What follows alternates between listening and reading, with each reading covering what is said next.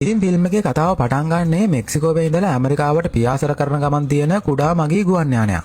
හැබැයි මගදී ඇතිවන අයහපත් කාලගුණ තත්ත්වයක්ින්දා මේකට මුල් ගුවන් පතේ වෙනස් කරලා ගුවන් යානය ඇමර්සන් වනාන්තරයට ඉහළින් හරවන්න පයිලට්ට සිද්ධ වෙනවා. යානයේ ඉන්නෙත් මගීන් 8 දෙනෙක්ින්දා එයාලා ඒ ගැන වැඩිය ගණන් ගන්නෙත් නැහැ. කොහමද ටික වෙලාවකින් තත්ත්වය මාරම දරුණු අතට හැරෙනවා. කිසිම අනතුරු ඇඟවීමක් නැතුවම මුළු යානයම එකපාරටම දරුණු විදියට ගැහෙන්න පටන් ගන්නවා. හැබැයි මේකේ පයිලට් නම් ඒ ගැන පුදුම වෙන්නේ නැහැ. එයා හැසිරෙන්නේ මේ වගේ අවුලක් වෙන්න යනවා කියලා මීට කලින්ම දැනගෙන හිටියා වගේ. පයිලට් මේ වෙලාවේ යානය පාලනය කරගන්න මාරම ගේමක් දෙන ගමන්ම එයා යාගේ ෆෝන් එකත් එළියට අරගෙන මේක තමන්ගේ අන්තිම පණිවිඩය වෙන්න පුළුවන් කියලා වීඩියෝ එකකුත් රෙකෝඩ් කරන්න ගන්නවා. ඒ කොහොම හරි එයාට වැඩි විස්තරයක් නම් ඒකෙදි කියන්න ලැබෙන්නේ නැහැ. යානය එකපාරටම කැලේ මැදට කඩාගෙන වැටෙනවා. ඉතින් මේ ගුවන් යානය දැන් මහා වනාන්තරයේ පීරගෙන හැතැම්ම ගාණක් ඈතට ඇදිලා ගිහිල්ලා තමයි නතර වෙන්නේ. හැමෝගෙම වාසනාවට වගේ කවුරුත් නොහිතපු විදියට ගුවන් යානයේ හිටපු හැමෝම වගේ මේ අනතුරෙන් බේරෙනවා. මෙතනදි මැරෙන්නේ එකම කෙනෙක් විතරයි. ඒ තමයි අනතුර වෙන වෙලාවේ සීට් බෙල්ට් එක දාගෙන හිටපු නැති එයා හොස්ට කෙනෙක්. දැන් සිහිය ආපු මගින් දෙන්නෙක් ඉක්මනටම පයිලට් ඉන්න දාට දුවගෙන යනවා එයාව චෙක් කරන්න. ගස්වල අතුවකයක් ප්ලේන් එකේ ඉස්සරහා පලාගෙන ඇවිල්ලා තිබ්බ හින්දා පයිලට් හිටියේ මාරම දරුණු විදියට තුවාල වෙලා. හැබැයි එයා තාමත් මඩ පිටින් ඉන්නවා. කට්ටිය පරිස්සමෙන් කැඩුණු සීට් එකේ කොටසක් අයින් කරලා එයාට හුස්ම ගන්න ලේසි වෙන විදියට ඉඩ හදනවා. ඒ විදියට හැමෝම ටිකක් සංසුන් වුණාට පස්සේ තමයි බේරුණු කට්ටිය එකතු වෙලා එයාලගේ තත්ත්වය මොකක්ද කියලා පරීක්ෂා කරන්න පටන් ගන්නෙ.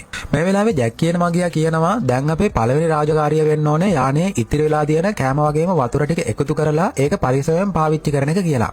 සේරම චෙක් කරලා බලද්දි මෙයාලට තේරුම් යනවා එයාලා ගාව තියෙන්නේ කෑමයි වතුරයි දවස් 3කට වගේ විතරයි කියලා. ඊට පස්සේ එයාලා කරන්නේ මිය ගියපු එයා හොස්ටගේ මිනිහ මේ ගුවන් යානයේ කෑලි වලින් ටිකක් ඈතට අරගෙන ගිහිල්ලා ඒක වල දාලා ගෞරවනීය විදියට අවසන් කටයුතු කරනවා. ඉතින් කට්ටිය දැන් පයිලට්ට වට කරගෙන බලාගෙන ඉන්නේ එයාගෙන් ප්‍රශ්න වගේකට උත්තර දැනගන්න බලාපොරොත්තු වෙන වගේ. පයිලට් මාරම උත්සාහයක් දෙනවා මොනවා හරි කියන්න මාරම වැදගත් රහසක් දන්නවා කියලා මෑන්ගේ මූණනුත් පේනවා. හැබැයි එයාට සිද්ධ වෙලා තියෙන තුවාලත් එක්ක එක වචනයක්වත් කටින් පිට කරගන්න ලැබෙන්නේ නැහැ. කොහොමරි මේ මගියෙන් අතරේ කෙවින් කියලා කෙනෙකුත් ඉන්නවා. එයා කියනවා එයා මේ වෙද්දි තමන්ගේම කියලා වෛද්‍ය උපකරණ බිස්නස් එකක් කරාට මේට අවුරුදු ගානකට කලින් දොස්තර කෙනෙක් විදිහට වැඩ කරා කියලා. හැබැයි පයිලට්ට බේරගන්න ඉක්මනටම එයාට සර්ජරි එකක් කරන්න වෙනවා කියලා කියනවා. මේ වගේ දරුණු කැලෑවක් මැද ඒකට ඕන කරන කිසිම ආයුධයක්වත් බෙහෙතක්වත් කෙවින් ගාව තිබ්බේ නැහැ. වෙන කරන්න දෙයක් නැති හින්දා හැමෝම තීරණය කරනවා උදේ වෙනකන් ඉවසගෙන බලාගෙන ඉන්න. ඔය අතරේ ලීසා ඇවිල්ලා හැමෝටම කෑම වලින් පොඩි කොටස ගානේ බෙදලා දෙනවා. එතකොටම ක්‍රිස්ටි දකිනවා ඈතින් පේන මහා කන්දක්. එයා කියනවා ඕක උඩට නැග්ගොත් එහෙම අපිට ෆෝන් වලට සිග්නල් එකක් අල්ල ගන්න පුළුවන් වෙයි කියලා. හැබැයි දැන් කළුවර වේගෙන එන හින්දා එයාලා තීරණය කරනවා මොනා කරන්නත් උදේ වෙනකන් බලාගෙන ඉන්න. ඉතින් ඔය අතරේ දැන් අලුත්ම ප්‍රශ්නයක් මතුවෙනවා. ඒක තමයි පයිලට්ගේ තත්ත්වය එකපාරටම මාරම දරුණු විදියට අනතුරුදායක වෙන්න පටන් ගන්නවා. කෙවින්ට තේරෙනවා දැන් මොන හරි දෙයක් කරේ නැත්නම් එහෙම අද රෑම මෙයා මැරිලා යයි කියලා. ඒක හින්දා එයා ලොකු රිස්ක් එකක් අරගෙන තීරණය කරනවා මේ රෑම සර්ජරි එක කරලා ඉවර කරන්න. අනිත් හැමෝම වගේ ලොකු බයකින් බලාගෙන ඉද්දී කෙවින් වැඩේ පටන් ගන්නවා. මේ වෙලාවේ පයිලට් ලොකු වේදනාවකින් කෑ ගැහුවත් කවුරුත් නොහිතපු විදියට සර්ජරි එක සුපිරියටම සාර්ථක වෙනවා. ඉතින් වැඩේ වුණාට පස්සේ කෙවින් කට්ටියට කියන්නේ මෙයාට අද රාට නිදාසේ නිදා ගන්න ලැබුණොත් එහෙම උදේ වෙද්දි හොඳටම සනීප වෙයි කියලා. ඒකෙන් පස්සේ කොහොම හරි එදා රෑ බේරුණු කට්ටිය යානයෙන් එළිය නිදා ගන්න අතරේ අපිට පෙන්නනවා අඳුරස්සෙන් අමුතු හෙවණැල්ලක් වගේ හොරෙන්ම ඇවිදගෙන එන විදිය. ඒ ආපු කෙනා අර තුවාල වෙලා හිටපු පයිලට් ළඟට තමයි ලං වෙන්නේ. කොහොම හරි ඊළඟ දවසේ උදේම කට්ටිය ඇහැල්ලා බලාදී දකින්නේ හිතුවේවත් නැති විදියේ සිද්ධියක්. ඒක තමයි සර්ජරි එක සාර්ථක වුණා කිව්ව පයිලට් මේ වෙද්දි මැරිලා. කෙවිනුත් ගොඩක් පරිස්සමට මිනිහා චෙක් කරලා බලනවා. හැබැයි කොහොම හරි ඔපරේෂන් එක ෆේල් වුණා කියලා නම් කිසිම සාක්ෂියක් නැහැ. කිසිම ලෙඩක්වත් අතුරු ආබාධයක්වත් නැතුව තමයි පයිලට් මැරිලා ගිහිල්ලා තියෙන්නේ. දැන් ඉතින් වෙන කරන්න දෙයක් නැති හින්දා කට්ටිය කරන්නේ මෙයාගේ මිනිහත් අර එයා හොස්ට්ගේ මිනිහා ළඟින්ම වල දානවා. කවදා හරි එයාලව බේර ගන්න රෙස්කියු ටීම් එකක් ආවට පස්සේ මේ මිනිහ ටික පවුල් වලට බාර දෙයි කියලා හිතාගෙන. දැන් කොහොම හරි මිනිහ අරගෙන යද්දී පයිලට්ගේ සාක්කුවේ තිබ්බ ෆෝන් එක බිමට වැටිලා තනකොළස්සේ හැංගෙනවා. ඩැනී කියන කෙනා ෂේප් එක අනිත් අයට හොරෙන් මේක දැකලා කිසිම සද්දයක් නැතුව ඒක එයාගේ සාක්කුවේ හංග ගන්නවා. ඒවි මේක දැක්කට පස්සේ ඩැනී එයාට කියනවා මේක කාටවත්ම කියන්න එපා කියලා. ඔය අතරේ ඩේවිඩ් ලීසා කියන දෙන්න කතාවක් දාගෙන ඉද්දි ලීසා කියනවා එයාට පයිලට්ගේ මරණය ගැන සැකයක් වගේ ඇති වෙනවා කියලා. එයා කියන විදිහට එයා ඉස්සර නර්ස් කෙනෙක් විදිහටලු වැඩ කරේ. ඒකෙන් හින්දා එයා දන්නවා හුස්ම හිර කරලා මරපු කෙනෙක්ගේ ලක්ෂණ කොහොමද කියලා. පයිලට්ගේ මිනිහනුත් ඒ වගේම ලක්ෂණ එයා දැක්කා කියලා ලීසා කියනවා. තවත් පැත්තක ක්‍රිස්ටි ඒමි දෙන්න කතා කරද්දී ඒමිත් එයාගේ ඇත්තම පවුල් තත්ත්වය ගැන ක්‍රිස්ටි අතින් කියනවා. එයා ඇමරිකාවේ ජීවත් වෙන ලොකු සල්ලිකාර බිස්නස්මන් කෙනෙක්ගේ දුවෙක්ලු. එයාගේ මහත්තයා විදිහට ඉන්න ඩැනී ඇත්තටම එයාගේ මහත්තයා නෙමෙයිලු. එයා එයාලගේ පවුලේ ඩ්‍රයිවර්ලු. කාලයත් එක්ක දෙන්න අතර සම්බන්ධයක් ඇති වෙලා හැබැයි ගෙදරින් කවදාවත්ම මේකට කැමති වෙන්නේ නැති හින්දා එයාලා දෙන තීරණය කරාලු හැමදේම අතහැරලා දාලා මේ යානයට නැගලා පැනලා යන්න. ඔය අතරේ යානයේ කොටස් වගේක් අස්සේ තිබිලා කාලෝස්ට කැඩුන GPS device එකක් හම්බ වෙනවා. එයා කියනවා මට මේක හෙට වෙද්දි හදන්න පුළුවන් කියලා. ඒක අහගෙන හිටපු ජැකුත් සුපිරිම ප්ලෑන් එකක් ගහනවා. කාලෝස් අද දවසම මහන්සි වෙලා මේක හදාගත්තට පස්සේ ඊළඟ දවසේ උදේම ටීම් එකේ කට්ටිය අර කන්ද උඩට ගිහිල්ලා සිග්නල් එකක් යවමු කියලා තමයි කට්ටිය කතා වෙන්නේ. ඉතින් දැන් ප්ලේන් එක ඇතුලේ ඉඳලා කලබලෙන් වගේ එළියට එන ලීසා අනිත් අයට භයානක නිවුස් එකක් ගැන කියනවා. එයා කියනවා එයාලා කෑම තොගේ සම්පූර්ණයෙන්ම අතුරුදහන් වෙලා කියලා. දවස් 3ක් කන්න තිබ්බ කෑම සේරම ඉවරයිලු. ඒ කියන්නේ කවුරු හරි හිතාමතාම ඒ කෑම ටික හොරගම් කරලා. මේකත් එක්ක කට්ටිය ඊළඟට කැලේ මැදට යන්න පිටත් වෙනවා කන්න මොනවා හරි හොයාගන්න බලාපොරොත්තු වෙයි. මේ වෙලාවේ ටික දුරක් යද්දි මෙයාලට දකින්න ලැබෙනවා මාරම අමුතු නිල් පාට බිම්මල් විශේෂයක්. ක්‍රිස්ටි එක දැක්ක ගමන් අඳුර ගන්නවා. එයා කියනවා මේවා ලස්සනයි වගේ පෙනුනට මේවා ඇතුලේ ලොකු විෂක් අන්තර්ගත වෙලා තියෙනවා කියලා. තවත් ඉස්සරහට යද්දි මෙයාලට පොඩි පොකුණකුත් හම්බ වෙනවා. හැබැයි ඒ වතුර බොන්න තරම් පිරිසිදු නෑ. ඒක මුලින්ම පිරිසිදු කරගන්න ක්‍රමයක් හොයාගන්න වෙනවා කියලා මෙයාලා කතා වෙනවා. ඉතින් දැන් එක පාරටම හයියෙන් වෙඩි සද්දයක් ඇහුන හින්දා හැමෝම ඉක්මනටම ඒ සද්දය ආව පැත්තට දුවන්න පටන් ගන්නවා. එතරට යද්දි දකිනවා ඩේවිඩ් කියන කෙනා තුවක්කුවකුත් අතේ තියාගෙන එයා දඩයන් කරපු වතුරෙක් දිහා බලාගෙන ඉන්න විදිය. එයා කියනවා අපිට කන්න කෑම ඕනේ බේරෙන්න තියෙන එකම ක්‍රමය මේක විතරයි කියලා. හැබැයි හැමෝම පුදුම වෙන්නේ වඳුර දැකලා නෙමෙයි. ඩේවිඩ් ලීසා දෙන්න ගාව තුවක්කුවක් තියනවා කියලා දැකලා. ඒක ගැන එයාලා මීට කලින් කාටවත්ම කියලා තිබ්බේ නැහැ. මේකට ලීසා කියන්නේ අපි මේක හංගලා තියාගෙන හිටියේ ඒක දැක්කට පස්සේ අනිත් අය බය වෙයි කියලා හිතලා කියලා. කොහොමද දැන් කට්ටියට කන්න කෑම හොයාගන්න පුළුවන් වුණ හින්දා එදා හවස ඒ සතාව කන්න ලෑස්ති කරගන්නවා. ඒ වගේම ජැක් ක්‍රිස්ටි දෙන්න එකතු වෙලා අර පොකුණෙන් හොයාගත්ත වතුර බොන්න පුළුවන් මට්ටමට පිරිසිදු කරගන්න විදියකුත් හොයාගන්නවා. ඉතින් එදා රැ වුණාට පස්සේ ඒ විදියට කාලා බීලා හැමෝම නිදාසේ නිදා ගන්න යනවා. ඊළඟ දවස් උදේ පාන්දරම ලීසා හයියෙන් මර හඬ දීලා කෑ ගහන්න පටන් ගත්තට පස්සේ තමයි අනිත් අයටත් ඇහැරෙන්නේ. එයාලා දකිනවා ඩේවිඩ් අබිරහස් විදියට මැරිලා ගිහිල්ලා ඉන්න විදිහ. කෙවින් ඉක්මනටම මිනිහා පරීක්ෂා කරලා බලනවා ඩේවිඩ්ට මොකක්ද සිද්ධ වෙලා තියෙන්නේ කියලා බලන්න. එතකොට තමයි යාට තේරෙන්නේ මෙයා මැරිලා ගිහිල්ලා තියෙන්නේ විසක් ශරීරගත වෙලා කියලා. කෙවින්ගේ මොළයට එකපාරටම මතක් වෙනවා අර කැලේදී දැකපු නිල් පාට විෂසහිත බිම්මල් වර්ගය. කවුරු හරි හිතාමතාම මෙයාව මරන්න හිතාගෙන ඒ විෂ බිම්මල් බලෙන්ම වගේ කවලා තියෙනවා. ඉතින් ඔන්න ඔය තප්පරේ ඉඳන් මෙයාලා අතර තිබ්බ විශ්වාසය පොඩ කුඩු පට්ටම් වෙන්න පටන් ගන්නවා. මේක කරේ කවුද කියලා හරියටම දන්නේ නැති හින්දා හැමෝම එකිනෙකාගෙන් ඈත් වෙලා ඉන්නත් පටන් ගන්නවා. ඔය අතරේ ඩැනී හොරෙන්ම ඒමි ළඟට ඇවිල්ලා එයාට පෙන්නනවා එයා කලින් දවසේ හංගගෙන හිටපු පයිලට්ගේ ෆෝන් එක. ඒක ඇතුලේ තිබ්බේ පයිලට් අන්තිමට වීඩියෝ කරපු වීඩියෝ එක විතරයි. ඒක බලද්දි මෙයාලට තේරුම් යනවා ලොකු රහසක් මේ යානය ඇතුලේ හැංගිලා තියෙනවා කියලා. ඒ විතරක් නෙමෙයි යාලා දැනගන්නවා යානය කඩාගෙන වැටලා තියෙන අනුතරකනුත් නෙමෙයි කියලා. කවුරු හරි හිතාමතාම මේක බිම හෙළුවා කියලා පයිලට් වීඩියෝ එකේදී කියනවා. ඩැනී එමි දෙන්න ඉක්මනටම මේ වීඩියෝ එකේ තියෙන දේ ගැන අනිත් අයටත් පෙන්නනවා. හැබැයි ඒකෙන් ප්‍රශ්න විසඳෙන්නේ නැහැ. ඒ වෙනුවට මෙයාලා තවත් ලොකු ව්‍යාකූලත්වයකට පත් වෙනවා. කාටවත්ම හිතාගන්න බැරි වෙනවා මෙතන ඇත්තටම මොකක්ද සිද්ධ වෙන්නේ කියලා. ඔය ඇස්සේ කාලෝස්ට පුළුවන් වෙනවා ගොඩක් උත්සාහ කරලා අන්තිමට අර GPS device එක හදාගන්න. දැන් කරන්න තියෙන්නේ කන්ද උඩට ගිහිල්ලා ඒක ඇක්ටිව් කරන එක විතරයි. කොහොමද දැන් කට්ටිය අතර ලොකු වාදයක් ඇති වෙනවා කවුද කන්ද උඩට යන්නේ කියලා. ඒ වගේම කවුද මේ කැම්ප් එක බලා ගන්න එතන නතර වෙන්නේ කියලා. අන්තිමට ජැක් එයා කැම්ප් එක ළඟ නතර වෙලා ඒක බලා ගන්නම් කිව්වට පස්සේ ඉතුරුලා හිටපු කාලෝස් කෙවින් ක්‍රිස්ටි තුන්දෙනා GPS එකත් අරගෙන කන්ද උඩට යන්න පිටත් වෙනවා. එයාලා මාරම අමාරු පාරවල් දිගේ පැය ගාණක් කන්ද උඩට නගිනවා. අන්තිමට කොහොම හරි අමාරුවෙන් කට්ටිය කන්ද මුදුනටම ගොඩ වුණත් එතනදී ආපහු පාරක් අනතුරක් වෙනවා. ක්‍රිස්ටියේ කකුල ලිස්සලා ගිහිල්ලා එයා එක පාටම ප්‍රපාතයෙන් පහළට වැටෙන්න යනවා. ඒ වෙලාවෙම අර GPS එකත් එයාගේ අතින් වැටුණ හින්දා ඒක ලිස්සලා ගිහිල්ලා ප්‍රපාතයට වැටෙන්න ඔන්න මෙන්න තමයි තියෙන්නේ.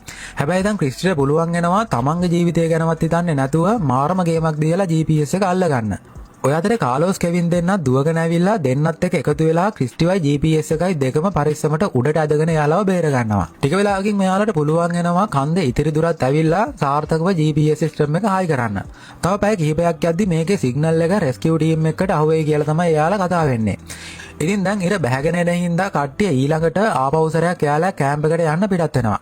ලොකු වෙලාවක් ගියාට පස්සේ මෙයාලා තුන්දෙනා ආපහු සැරයක් කැම්ප් එකට ඇවිල්ලා අනිත් කට්ටියටත් කියනවා වැඩේ සාර්ථකයි කියලා. වාසනාව තිබ්බොත් හෙට උදේම රෙස්කියු ටීම් එකක් මෙතනට ළඟා වෙයි කියලා කියනවා. ඉතින් එදා හවස වුණාට පස්සේ අනිත් හැමෝම නිදා ගන්න ගිය අතරේදී කාලෝස් විතරක් ඇහැරිලා බලාගෙන ඉන්නවා.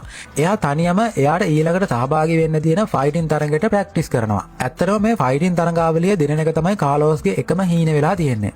කොහොමද මේ අතරේ එයා එකපාරටම දකිනවා අඳුර අස්සෙන් මොකක් හරි දෙයක් හෙලවෙනවා වගේ. ටික වෙලාවක් බලාගෙන ඉඳලා එයා දකිනවා මුළු ඇඟම කළු පාටින් වහගත්ත අමුතු මිනිසෙක් එයාගේ ඉස්සරහට ඇවිදගෙන එන විදිය. මාරම වැඩේ කියන්නේ ඒ අద్భుත මිනිසයා දාගෙන ඉන්නේ කාලෝස්ගෙම වගේ ෆයිටින් මාස්ක් එකක්.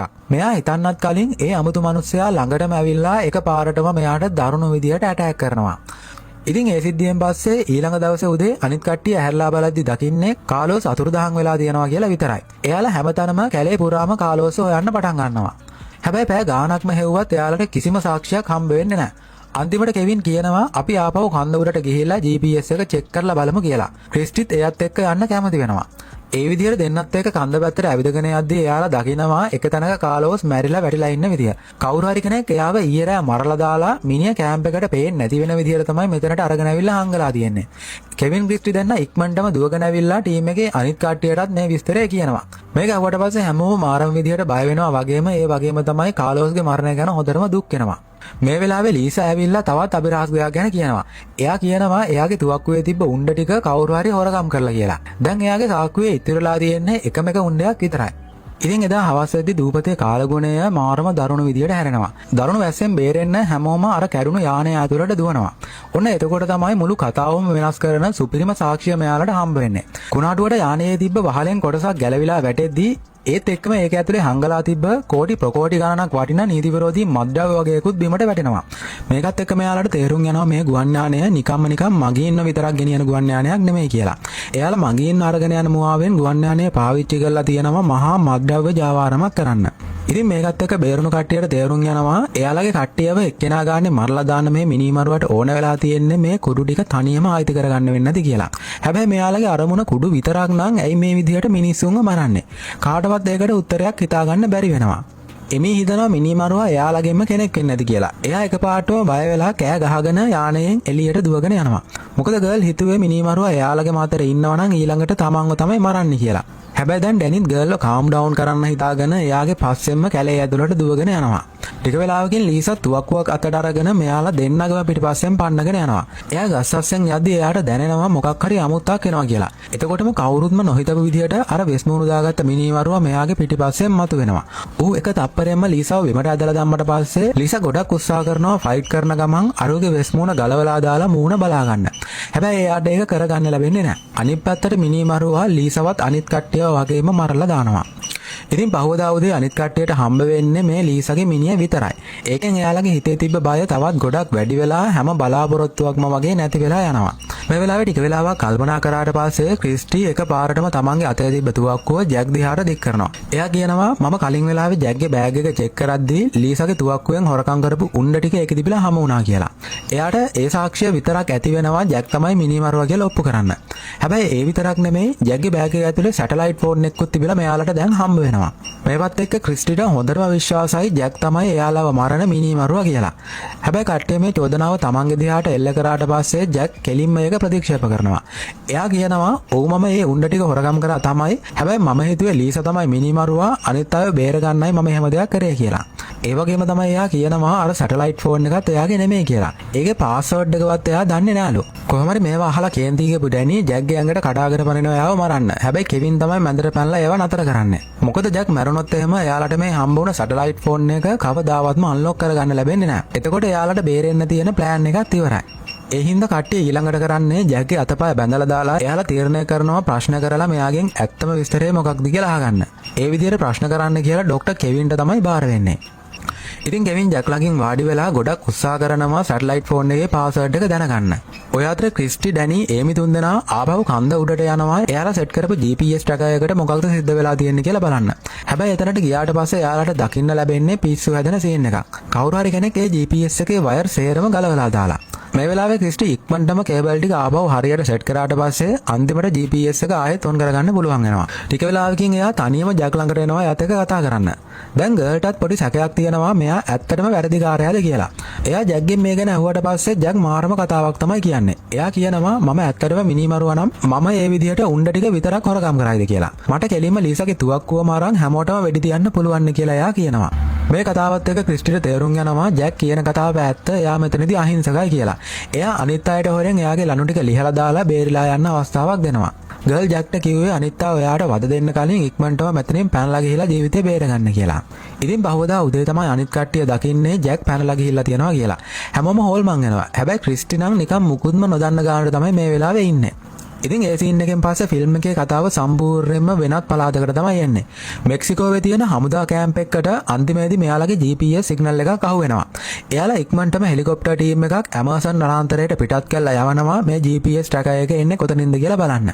අනිත් පැත්තෙන් දැන් කැලේ මැදදී ඩැනි ඒමි දෙන්න තැනකින් වාඩි වෙලා කතාවක් දාගෙන ඉන්නවා. අනිත් කට්ටිය කැලේ හැමතැනම වගේ විසිරලා ගිහිල්ලා ජැක්ව හොයද්දී එක පාටම ආපහු පාරක් වෙඩි තියෙන සද්ද කීපයක්ම මෙයාලට ඇහෙනවා. හැමෝම බය වෙලා ආපහු කැම්ප් එක පැත්තට දුවගෙන එනවා. හැබැයි එතනට ආවට පස්සේ දකින්න දෙයින් මෙයාලා හැමෝම වගේ ගල් වෙනවා. මොකද ඩැනි ඒමි දෙන්නම පණ නැතුව බිම වැටිලා ඉන්නවා.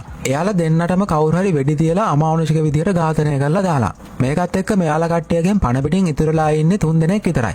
ඒ ක්‍රිස්ටි, කෙවින්, ජැක් කියන 3 දෙනා. මෙයාලා 3 දෙනා මේ වෙලාවේ සැකයකින් වගේ එකිනෙකා දිහා බලාගෙන ඉද්දී එයාලට තේරුම් යනවා මිනිමරුවා මෙයාලා 3 දෙනාගෙන් එක්කෙනෙක් එන්න ඕන කියලා. එතකොටම තමයි එයාලට ඇහෙන්න පටන් ගන්නේ අර මෙයාලව හොයන්න ආපු හෙලිකොප්ටර් එකේ සද්දේ. මේක දැක්කට පස්සේ ක්‍රිස්ටි අනිත් දෙන්නත් එක්ක අලුත්ම ප්ලෑන් එකක් ගහනවා. එයා කියනවා මමයි ජකුයි දෙන්න කන්ද උඩට දුවගෙන ගිහිල්ලා වේලි කොළවලට පුච්චලා දුම් වලින් සංඥාවක් දෙන්නම් කියලා. එතකොට හෙලිකොප්ටර් එකට අපි ඉන්න දන ලේසියම පෙනේ කියලා එයා කියනවා. හැබැයි කෙවින් නම් ඒකට තදින්ම විරුද්ධ වෙනවා. එයා කියනවා මට නම් තාම ජැක්ව සැකයි කියලා. ඇත්ත මිනිමරුවා මූ ඔයත් එක්ක ඒ විදිහට තනියම කන්ද උඩට යන එක මාරම අනුතුදායකයි කියලා කියනවා. ඒකට ක්‍රිස්ටි කියනවා ඔයා මොනවා කීවත් මට ජැක් ගැන හොඳටම ෂුවර්. ඒකින්ද මම්ම මෙයා ළඟින් ඉන්නම් කියලා දෙන්නත් එක්ක කන්ද උඩට යන්න පිටත් වෙනවා. ඉතින් එහෙම කතා වෙලා දෙන්න කන්ද පැත්තට වේගෙන් දුවගෙන ගියපු හින්දා ටික වෙලාවකින් මහන්සි නිවා ගන්න කියලා පොඩ්ඩක් තැනකින් නතර වෙනවා. එතකොටම ආපහු සැරයක් මෙයාලට කලින් වතාවේ වගේම වෙඩි සද්දයක් ඇහෙනවා. තප්පරයක්වත් නාස්ති කරන්නේ නැතුව එයාලා ආපහු පල්ලෙහාට දුවගෙන එනවා මොකක්ද සිද්ධ වෙලා තියෙන්නේ කියලා බලන්න. එතනට ගියාට පස්සේ මෙයාලා කලින් වතාවේ වගේම හොල්මන් වෙනවා. මොකද කැලේ මැද තියෙන පොකුණ ළඟ කෙවින්වත් මරලා දාලා තියෙද්දි මෙයාලට හම්බ වෙනවා. කවුරු හරි පිටිපස්සෙන්ම ඇවිල්ලා තමයි මෙයාට වෙඩි දීලා තියෙන්නේ. ඒ විතරක් නෙමෙයි කෙවින්ගේ මිනිහා පොකුණ ඇතුළටත් වැටලා තිබ්බ හින්දා පොකුණේ හිටපු මාළු සෙට් එකක් මෙයාගේ මූණෙන් භාගයක්ම මේ වෙද්දිත් කාලා දාලා. ඉතින් මේ සිද්ධියත් එක්ක දැන් මේ අභිරහස අපිටවත් හිතා ගන්න බැරි තරම් දරුණු වෙලා ඉවරයි. වෙන යන්න තැනක් තිබ්බේ නැති හින්දා මෙයාලා තීරණය කරනවා අද රාට ආපහු අර කැඩුණු යානය ඇතුලේ නිදා ගන්න. එහෙම කතා වෙලා හෙට උදේම ප්ලෑන් එක ක්‍රියාත්මක කරනවා කියලා හිතා ගන්නවා. ඉතින් මේ වෙලාවේ තමයි ජැක් තමන් කවුද කියලා ඇත්තම විස්තරය ක්‍රිස්ටි අතින් කියන්නේ. එයා නිකම් මගියෙක් නෙමෙයි. එයා රජයේ රහස් පරීක්ෂකයෙක්. යානේ අනතුරට ලක් වෙන්න කලින් ඉඳන්ම මෙයාලා මේ ගුවන් සේවයේ සිද්ධ වෙන හොර වැඩ ගැන පරීක්ෂණ කර තමයි ඉඳලා තියෙන්නේ. ජැක් කියන හැටියට මෙයා මේ ගැන පරීක්ෂණ කරනවා කියලා යානයේ හිටපු කවුරු හරි දැනගෙන. අන්න ඒ හින්දාලු මේ යානය හිතාමතාම මේ කැලේ මැදට ගොඩ බස්සලා තියෙන්නේ. ඒ කරපු කෙනාට ඕන වෙලා තියෙන්නේ මේ ඇත්ත කවදාවත්ම ලෝකෙට යන්නේක නතර කරන්න. ඉතින් ජැක් දැන් කතා කර ඉද්දි තමන්ගේ බිරිඳ වුණ ක්ලෙයා ගැනත් මතක් කරනවා. එයා තමන් වගේම සුපිරිම රහස් පරීක්ෂකවරියක්ලු. ජැක් කියනවා ක්ලෙයා ජීවිතේටවත් තමන්ව හොයන එක නතර කරන්නේ නැති වෙයි කියලා. ඒ විදිහට එයා ක්ලෙයාව මතක් කරද්දී ඒත් එක්කම ෆිල්ම් එකේ ස්ටෝරි එක ක්ලෙයාගේ පැත්තට යනවා. මේ වෙලාවේ ගර්ල් තමන්ගේ දුවට පොරොන්දුවක් වෙනවා කොහොම හරි කරලා තාත්තව හොයාගෙන එනවා කියලා. ඒකල්ලා එයා කරන්නේ මෙක්සිකෝවට ඇවිල්ලා එහි බලධාරීන්ට මාරම ප්‍රෙෂර් එකක් දෙනවා කඩාගෙන වැටුණු ගුවන් යානය සර්ච් කරන්න ඔපරේෂන් එකක් ඉක්මනටම ක්‍රියාත්මක කරන්න කියලා. ඒ සිද්ධියෙන් පස්සේ ස්ටෝරි එක ආපහු කැලේ පැත්තට එද්දී උදේ වුණාට පස්සේ දෙන්නත් එක්ක ආයෙත් පාරක් අර කන්ද පැත්තට යන්න පිටත් වෙනවා. හැබැයි දැන් එක පාටම කිසිම අනතුරු ඇඟවීමක් නැතුවම මිදුම අස්සෙන් මතුවෙන අමුතු මිනිස්සෙක් ක්‍රිස්ටිට දරුණු පාරක් ගහලා එයාට සිහිය නැති කරලා දානවා. ඒ මිනිස්සයා ඊළඟ ක්‍රිස්ටිගේ තුවක්කුවත් අතට අරගෙන ජැක්ගේ පැත්තට හැරෙනවා. ජැක් හිමීට පස්සට යද්දී එයාට තේරෙනවා එයා දැන් ඉන්නේ කන්දේ කෙළවරේමයි කියලා. කිසිම වචනයක් කියන්නේ නැතුව මිනිමරුව අර පිස්තෝලෙන් ජැක්ට වෙඩි තියනවා. මේකත් එක්ක ජැක්ගේ කකුල ලිස්සලා එයාව මහා ප්‍රපාතයෙන් පහළට ඇදගෙන වැටෙනවා. දැන් මෙතන පණ පිටින් ඉතුරුලා ඉන්න ක්‍රිස්ටි විතරයි. එයා වෙස්මුණ දාගත්ත කෙනාගෙන් ඉල්ලනවා දැන්වත් ඔයාගේ මූණ ගලවලා මට පෙන්වන්න කියලා. සෑහෙන වෙලාවකට පස්සේ මිනිමරුවා එයා දාගෙන හිටපු වෙස්මුණ ගලවලා පෙන්නනවා. ඒ මූණ දැකපු ගාමම ක්‍රිස්ටි මාරම විදියට ෂොක් වෙනවා වගේම හැබැයි ඒත් එක්කම මිනිමරුවා එයාටත් වෙඩි දීලා මරලා දානවා. ඉතින් ඊළඟ දවසේ උදේ මෙක්සිකන් හමුදාවේ කට්ටියක් ආයෙම පාරක් එනවා මේ පළාත සර්ච් කරන්න. මේ පාර මීදුම සේරම නැති වෙලා තිබ්බ හින්දා GPS එක හරහා මෙයාලා කෙලින්ම යානය කඩාගෙන වටන දණ්ඩ කොට බහනවා. රෙස්කියු ටීම් එක හැමතැනම පීරලා බලනවා මෙතන ඇත්තටම මොකක්ද සිද්ධ වුනේ කියලා හොයාගන්න. ටික වෙලාවකින් මෙයාලා මැරුණ මගින් 9 දෙනාගේම මිනි ටික හොයාගෙන එතනින් මිලිටරි කැම්ප් එකට අරගෙන එනවා පරීක්ෂණ කරන්න. ඔය අතර දැන් ක්ලෙයාට එයා හිතුවේවත් නැති විදිය නිවුස් එකක් හම්බ වෙනවා. ඒක තමයි අර යානය හම්බ වුණාට ඒක හිටපු කිසිම කෙනෙක් පණ පිටින් ඉතිරිලා නැහැ කියන එක. ජැක් මැරලා කියලා තමයි මෙයාලා හිතාගෙන ඉන්නේ. කොමරි මිනි ටික පවුල් වලට බාර දෙන්න කලින් ඒව ගැන පරීක්ෂණයක් කරන්න ඕනේ හින්දා විශේෂඥ දොස්තර කෙනෙක් හැඳවනවා හැම සිරුරක්ම පරීක්ෂා කරන්න. ඒ අතර මේ කේස් එකට සම්බන්ධ අයිරිෂ් මැනේජර් කෙනෙක් වුණ කෝරා කියන ගර්ල් හොරෙන්ම වගේ මේ හැම දෙයක් දිහාම බලාගෙන ඉන්නවා. පේන විදිහට එයාට මේ ගැන වෙනම ප්ලෑන් එකක් තියෙනවා. ඒත් එක්කම ෆිල්ම් එකේ ස්ටෝරි එක දැන් වෙනම පැත්තකට එනවා. අර මිනි ටික චෙක් කරන්න කියලා එන්න තිබ්බ ડોක්ටර්ට කවදාවත්ම මිලිටරි බේස් එකට එන්න හම්බ වෙන්නේ නැහැ. මොකද මගදී කවුරු හරි කෙනෙක් එයාව පැහැරගෙන ඊට පස්සේ ඒ පැහැරගත්ත කෙනා තමයි ડોක්ටර් වගේ වෙස්වලාගෙන මේ මිලිටරි කැම්ප් එකට ඇතුල් වෙන්නේ. දැන් මිනි ටික දාලා තියෙන මෘත ශරීරාගාරයේ මිනි 9ම පේලියට ගොඩ ගහලා තියෙද්දි එකපාරටම කවුරුත් නොහිතපු විදියට එතනින් එක මිනියක් හෙලවෙන්න පටන් ගන්නවා. ඒක ඇතුලෙන් පිහියකින් කපාගෙන එක්කෙනෙක් එළියට එනවා. ඇත්තටම ඒ වෙන කවුරුත් නෙමෙයි අර මැරුණ ડોක්ටර් වුණ කෙවින්. ඒ කියන්නේ කෙවින් තාමත් පණ පිටින් ඉන්නවා. කට්ටියට පොගුණලාගේදී කෙවින්ගේ මිනිය මූණට ඩැමේජ් වෙලා තියෙද්දි තමයි හම්බ වුනේ. වෙන කෙනෙක්ගේ මිනියක් ඒ විදිහට මූණට ඩැමේජ් කළා තමයි කෙවින් අනිත් කට්ටියව රවට්ටලා තියෙන්නේ. මේ වෙලාවෙම අර හොර ડોක්ටර් විදිහට ආපු කෝරා සිකියුරිටි එකට බොරු ලියකිවිලි වගේක් පෙන්නලා කාමරේ ඇතුළට එනවා. හැබැයි කාමරයට ඇතුල් වුණු ගමම්ම මෙයාලා දකින්නේ මාරම අමුතු දෙයක්. මිනි දාලා තිබ්බ හැම බෑග් එකක්ම කලින්ම කපලා ඒව ඇරලා දාලා තියෙනවා. මේ වෙලාවේ කෝරා කෙවින්ව දැකපු ගමම්ම එයාව මාරම හැංගීමෙන් තමයි වැළඳගන්නේ. ඔන්න එතකොට තමයි මෙතන හැම රහසක්ම අපිට එළියට එන්නේ. මෙයාලා දෙන්න මුලින් ඉඳන්ම එකතු වෙලා කරපු ලොකු ප්ලෑන් එකක් තමයි මේ. කෙවින් තමයි ප්ලේන් එකේ හිටපු හැම මගියෙක්ම මරලා දාලා මේ මුළු අභිරහසම නිර්මාණය කරලා තියෙන්නේ. ඒ වගේම තමයි දෙන්නගේ ඇත්තම අරමුණ වෙලා තියෙන්නේ නිකම්ම කැලෙන් බේරෙන එක විතරක් නෙමෙයි. අර යානේ හංගලා තිබ්බ මහා මද්ද්‍රව්‍ය තොගය ආයිති කරගන්න එක. කෙවින් කරලා තියෙන්නේ එයා කැලේදී මරපු හැම කෙනෙක්ගම මිනි ඇතුළට මේ කුඩු පැකට් ටික හොරෙන්ම ඔබලා ඒවා මහලා. ඔය අතර දැන් අර ක්ලෙයාත් මෙතනට එනවා ජැක්ගේ මිනිහ හරියටම අඳුන ගන්න කියලා හිතාගෙන. එතන හිටපු හමුදාවේ සේවකයෙක් එයාට පොඩ්ඩක් ඉන්න කියනවා පරීක්ෂණයක් තියෙනවා ඉවර කරගන්නකල්. හැබැයි ඒ අතර ලැබ් එකේ ඇතුළේදී කෙවින් කෝර දෙන්න එකතු වෙලා එයාලා හොයාගෙන ආපු කුඩු පැකට් හැම එකක්ම වගේ එකතු කරගන්නවා. ඊට පස්සේ එයාලා කරන්නේ මුළු ලැබ් එක පුරාම කිමිකල් එකක් හලලා ඒකට ගිනි තියනවා. ඒ හැම සාක්ෂියක්ම සදාටම විනාශ කරලා දාන්න හිතාගෙන. ටික වෙලාවකින් ක්ලෙයා සොල්දාදුවොත් එක්ක ලැබ් එක පැත්තට එද්දී ලොකු පිපිරිමක් එක්ක ඒක සම්පූර්ණයෙන්ම ගිනි අරගෙන විනාශ වෙලා යනවා. හැමෝම ගින්න නිවන්න ඒ පැත්තට දුවගෙන යද්දී ඒ කලබලෙන් ප්‍රයෝජන ගත්ත කෙවින් කෝර දෙන්න කරන්නේ ඉක්මනටම එයාලා ආපු වාහනේ නැගලා එතනින් පැනලා යනවා. හමුදාවේ සොල්දාදුවෝ කවුද මේ විදිහට ගිනි තිබ්බ කියලා හොයාගන්න හැදුවත් එයාලට කිසිම සාක්ෂියක් හම්බ වෙන්නේ නැහැ. වැඩේ සම්පූර්ණයෙන්ම සාක්ෂියක්වත් නැති අභිරහසක් විදිහට පත් වෙලා යනවා. ෆිල්ම් එකේ ඊළඟ සීන් එක විදිහට අපිට පෙන්නනවා කවුරුත්ම නොහිතපු විදිහට එකපාරටම අලුත්ම සිග්නල් එකක් වදිනවා. හැමෝම මැරලා කියලා හිතාගෙන හිටපු ජැක් තාමත් මැරලා නැහැ. එයා පණ පිටින් හොඳින් ඉන්නවා. මෙක්සිකන් හමුදාවේ කට්ටිය එයාවත් හොයාගත්තට පස්සේ ඉක්මනටම හොස්පිටල් එකකට අරගෙන ආවිල්ලා එයාගේ ජීවිතේ බේර ගන්නවා. ડોක්ටර්ලා කියනවා එයාට ඉක්මනටම සනීප වෙයි කියලා. ටික වෙලාවකින් ජැක්ට සම්පූර්ණයෙන්ම සිහිය ආවට පස්සේ හැමදේම එකතු කරලා බලද්දි තමයි අන්තිම සාක්ෂිය හම්බ වෙන්නේ. එයා හොයාගෙන තියෙනවා මගී ලේඛනවල කෙවින් කියලා කිසිම ડોක්ටර් කෙනෙක් ඉඳලා නැහැ කියලා. ඒ කියන්නේ මෙයාලට තේරුම් යනවා කෙවින් විදියට හිටපු කෙනා තමයි මේ හැම දෙයක්ම කරලා තියෙන්නේ කියලා. ඔය අතර කෙවින් කෝර දෙන්න හිතාගෙන ඉන්නේ Taman නියමටම ප්ලෑන් එක ගහලා බේරුණා කියලා දැන් ඒ ගැන සතුටුත් වෙනවා. මෙයාලා දෙන්න තාමත් දන්නේ නැහැ ජැක් තාමත් පණ පිටින් ඉන්නවා කියලා. හැබැයි කෙවින් ගාව දැන් තවත් මාරක පාවාදීමක් තියෙනවා. එයා එයාගේ වාසියට තමන්ගේම සහකාරිය වෙච්ච කෝරටත් අර කැලේ තිබ්බ විෂ බිම්මල් වලින් කෑමක් හදලා දීලා එයාට වස දීලා මරලා දානවා. පොර හදන්නේ කෝටි ප්‍රකෝටි ගාණක් වටින කුඩු ටික තනියම ආයිති කරගෙන ගුවන් යානයකින් රටින් පැනලා යන්න. හැමදේම එයා හිතපු විදියටම සිද්ධ වෙද්දී එකපාරටම මාරයා වගේ අපේ ජැක් එතනට කඩාගෙන පනිනවා. මෑන් නතර කරන්න ඕන හින්දා ජැක් එක දිගටම පිස්තෝලයක් අරගෙන ප්ලේන් එක පැත්තට වෙඩි තියන්න පටන් ගන්නවා. එක උණ්ඩයක් කෙලින්ම ගිහිල්ලා වදින්නේ කෙවින්ගේ යානයේ තිබ්බ ෆියුල් ටැංක් එකට. ඒකෙන් තෙල් ලීක් එකක් වෙන්න ගත්තත් කෙවින්ට පුළුවන් වෙනවා යානය ටිකක් දුරකට හරි පියාසර කරගෙන යන්න. හැබැයි එයාට ඒ විදිහට වැඩි දුරක් නම් යන්න හම්බ වෙන්නේ නැහැ. මෑන් කරලා තියෙන වැරදි වලට සෝබාදාම මේ වෙලාවේ මාරම තීරණයක් තමයි ගන්නෙ. මොකද කෙවින් මේ විදිහට යානය ආපහු පාරක් කඩාගෙන වැටෙන්නේ මේ මුළු සිද්ධියම පටන් ගත්ත ඒ ඇමර්සන් වනාන්තරයේ මැද්දටමයි. එතනින් අතර වෙන්නේ නැහැ. ඒ පළාතෙම අර අහිංසක මිනිස්සුන්ගේ ජීවිත නැති වුණු තැනටමයි මේකත් කඩාගෙන වැටෙන්නේ. හැබැයි මේ පාර නම් කෙවින්ට පණ පිටින් ජීවිතේ බේර ගන්න අවස්ථාවක් හම්බ වෙන්නේ නැහැ.